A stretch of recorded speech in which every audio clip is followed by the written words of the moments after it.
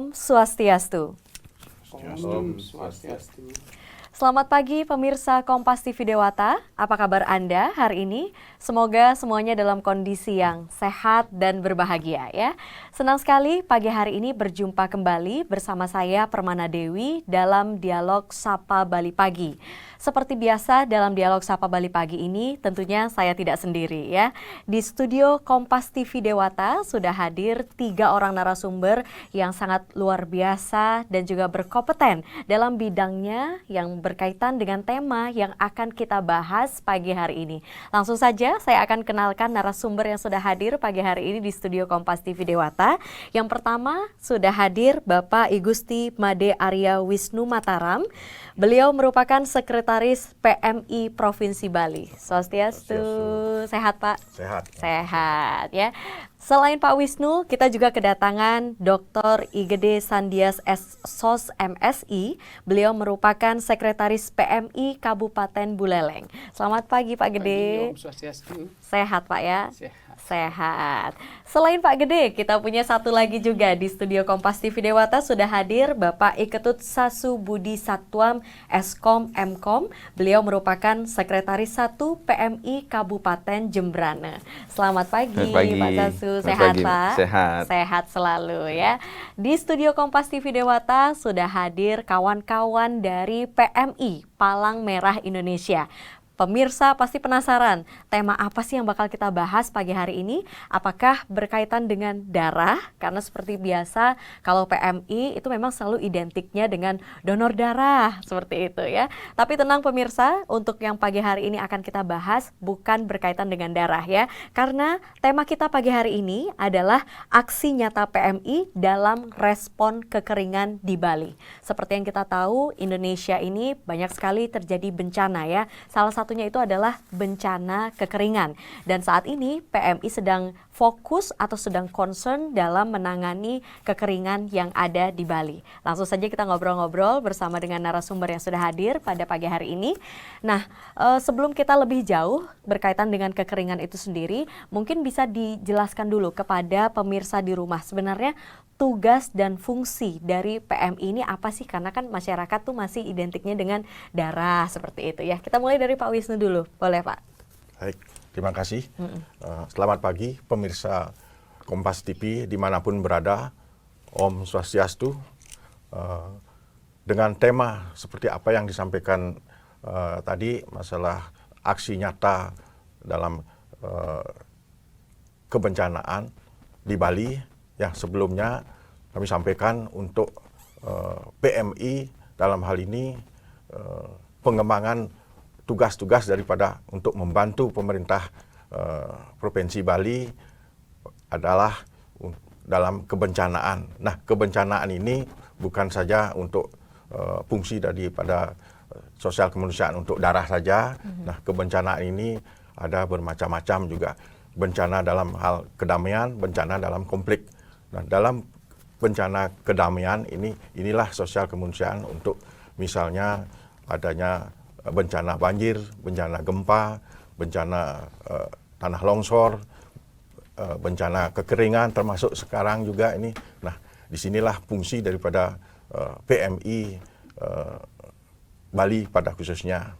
Nah, terutama sekarang untuk donor darah perlu kiranya juga di masing-masing kabupaten untuk sosialisasi kemanusiaan ini sehingga kebutuhan darah di Provinsi Bali terjangkau sesuai dengan kebutuhan yang diperlukan dalam sehari ini 130 kantong. Nah, untuk itu kami mohon kepada masyarakat untuk mari sinergi dengan PMI. Nah, di aksi nyata sekarang untuk proses kebencanaan kekeringan, nah kiranya sesuai dengan peraturan undang-undang PMI, jadi undang-undang nomor 1 tahun 2018 di mana 2018 di mana Kepalang Merahan itu membantu kondisi-kondisi kepemerintahan. Ya. Oke, baik. Berarti yang dilakukan oleh PMI ini tidak hanya sekedar untuk memenuhi kebutuhan darah dari masyarakat ya, melainkan juga untuk hal-hal lainnya, diantaranya membantu pemerintah itu tadi dalam kesiapsiagaan tanggap darurat bencana, seperti itu, nggih? Nggih. Nah, dalam membantu kesiapsiagaan itu sesuai dengan konsep daripada 7 dasar gerakan internasional kepalang merahan. Jadi di sini 7 dasar internasional kepalang merahan, 1 kemanusiaan, kesamaan, dan kerelaan, kenetralan juga, dan itu semuanya itu sesuai dengan protap daripada PMI pusat, PMI provinsi, dan PMI kabupaten dan kota. Nah, itu yang kita terapkan di daerah. Jadi kita membantu sosial kemanusiaan betul-betul ini netral. Gitu. Itu tindakan yang sangat mulia sekali juga ya. Jadi masyarakat perlu tahu ini bahwa memang PMI ini tidak hanya soal darah saja, melainkan juga ada kegiatan lain yang dilakukan khususnya dalam tanggap darurat bencana seperti itu. Salah satunya bencana kekeringan yang akan kita bahas ini ya. Nah, mungkin juga bisa ditekankan lagi juga kepada masyarakat kenapa akhirnya untuk saat ini PMI ini fokus atau concern terhadap kekeringan atau fokus dalam merespon kekeringan yang ada di Bali, Pak Wisnu. Nah, khusus untuk melayani dampak kekeringan yang di mana situasi kondisi iklim yang tidak menentu ini, nah ada program dari pusat, dari federasi yang membantu khususnya PMI Bali, ada 2 kabupaten yang sifatnya emergensi untuk dibantu, khususnya di Kabupaten Buleleng dan Kabupaten Jembrana.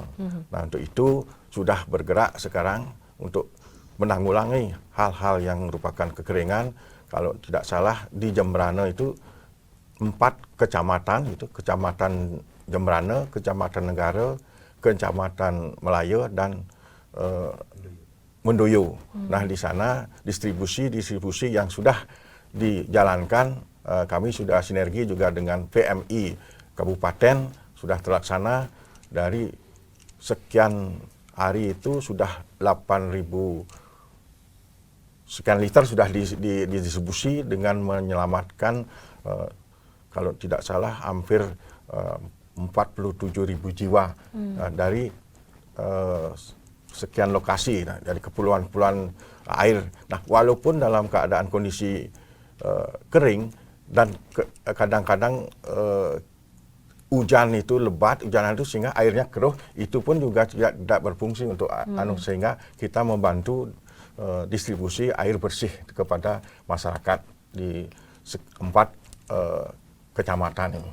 Sedangkan di Buleleng ada 5 kecamatan kalau tidak salah itu. Itu sudah kita jalankan juga dari distribusi program dari PMI pusat, dari federasi juga, gitu, ya, dari provinsi juga. Gitu. Kalau saya dengar berarti kondisi ini benar-benar mengkhawatirkan begitu ya, makanya PMI ini akhirnya mengambil langkah untuk lebih concern atau lebih fokus pada kekeringan yang ada di Bali, khususnya di 2 kabupaten ini. Nah, karena di studio Kompas TV Dewata juga sudah hadir perwakilan dari PMI Kabupaten Jembrana dan juga PMI Kabupaten Buleleng, kita akan tanya langsung juga kepada Pak Gede dan juga Pak Sasu terkait dengan seperti apa kondisi di 2 kabupaten ini, lebih detailnya. Mungkin kita ke Kabupaten Jembrana dulu ya, ke Pak Sasu dulu. Boleh Pak diinformasikan kepada pemirsa di rumah detailnya seperti apa sih kondisi kekeringan di wilayah Jembrana itu? Baik, pemirsa Kompas Dewata ya. Jadi terima kasih diberikan kesempatan untuk menyampaikan. Jadi di Jembrana itu sebenarnya ada beberapa titik yang sangat perlu dukungan dari masyarakat sebenarnya untuk menanggulangi kekeringan. Kekeringan dalam hal ini bukan berarti tanahnya kering dan tidak ada yang hijau gitu, bukan. Melainkan di sana lebih banyak daerah-daerah yang distribusi airnya tidak maksimal. Jadi air dari pemerintah, PDAM dan sebagainya tidak maksimal untuk ke tempat-tempat tertentu yang ketinggian dan sebagainya. Belum lagi kita di sana ada masyarakat yang secara swadaya menyalurkan air dari pusat mata air ke permukiman warga. Belum lagi terkena bencana longsor waktu itu, sehingga saluran air terkikis dan sampai sekarang tidak ada yang membantu. Di satu tempat yang paling parah, jadi bantuan kita kalau bisa kita bantu semuanya sih bagus ya, tapi sayangnya kita terbatas dan kita asesmen, kita nilai mana yang paling memungkinkan kita berikan bantuan. Akhirnya tim dari Federasi International Federation Red Cross and Red Crescent bersama PMI Pusat melakukan asesmen ke Bali waktu itu.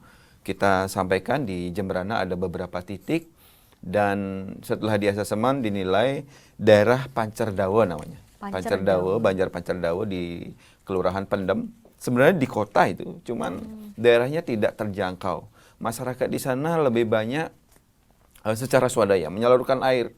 Jadi saya prihatin sekali melihat saluran air sebesar setengah setengah kecil banget gitu ya. Yang seharusnya ada di lingkungan rumah pipa segitu, ini disalurkan sejauh 10 kilo. Bayangkan tetesannya seperti apa gitu. Dan menurut asesmen dan warga bercerita di sana, mereka sudah mengajukan ini ke banyak orang untuk bisa dibantu. Akhirnya ya melalui PMI ini, syukurnya kami dibantu oleh Federasi Internasional melalui funding dari Disaster Response Emergency Fund melalui FRC ini diberikan bantuan dan di ACC untuk pipanisasi. Bukan pipanisasi ya, kita memperbaiki air komunal ini, kita perbaiki, kita ganti pipanya dari pipa yang setengah dim jadi pipa 3 dim dari ujung dan mereka mau untuk mengerjakan sendiri. Kami mengajukan pipanya, kita beli di Jemberana, terus mereka sanggup untuk mengerjakan dan kami sangat senang sekali anak-anak relawan itu antusias gitu belajar melihat bagaimana sih pemasangan pipa bersama masyarakat. Dan sekarang mereka sudah hampir 20 kali lipat dari sebelumnya kucuran airnya. Dan kami sangat senang mereka akan berbagi itu katanya. Ya kami mempertanyakan karena itu kelompok ya, Mbak Dewi.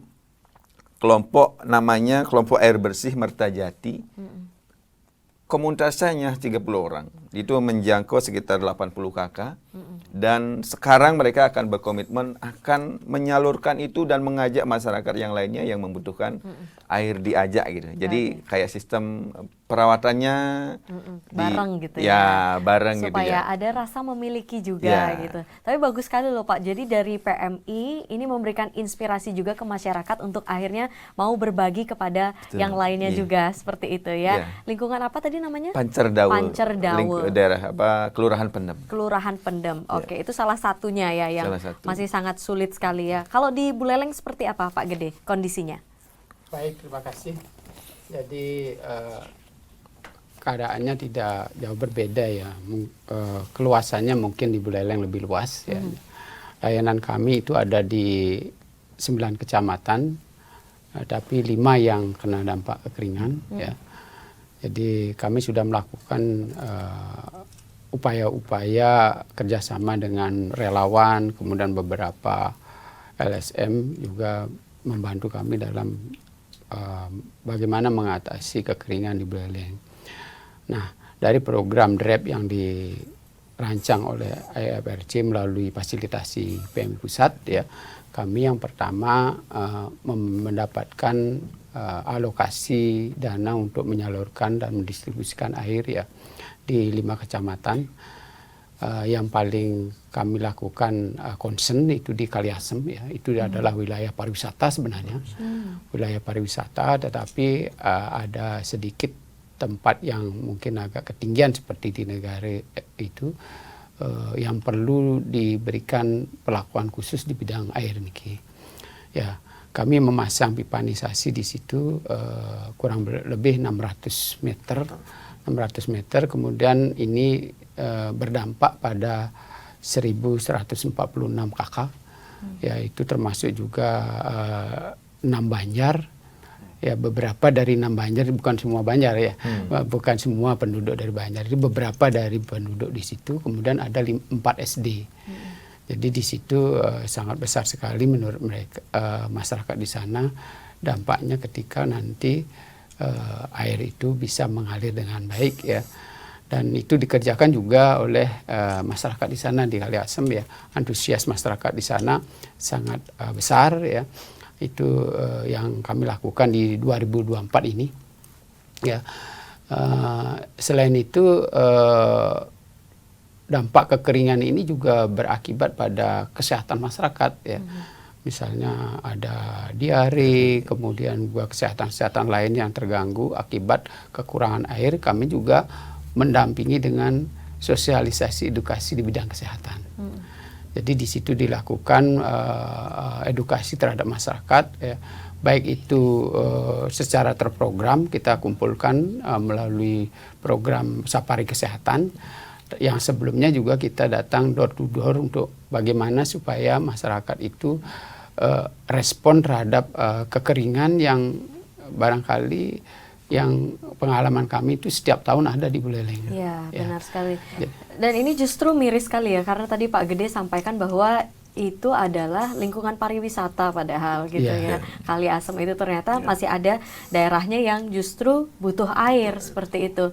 Dan syukurnya PMI sudah bergerak ya untuk membantu masyarakat di sana terkait dengan pemenuhan air bersih ini terutama. Saya tertarik juga pengen tahu lebih jauh apa yang menjadi penilaian sampai akhirnya PMI memutuskan untuk membantu kebutuhan air di sana. Tapi sebentar akan kita lanjutkan lagi perbincangan kita untuk pemirsa tetap di Dialog Sapa Bali Pagi.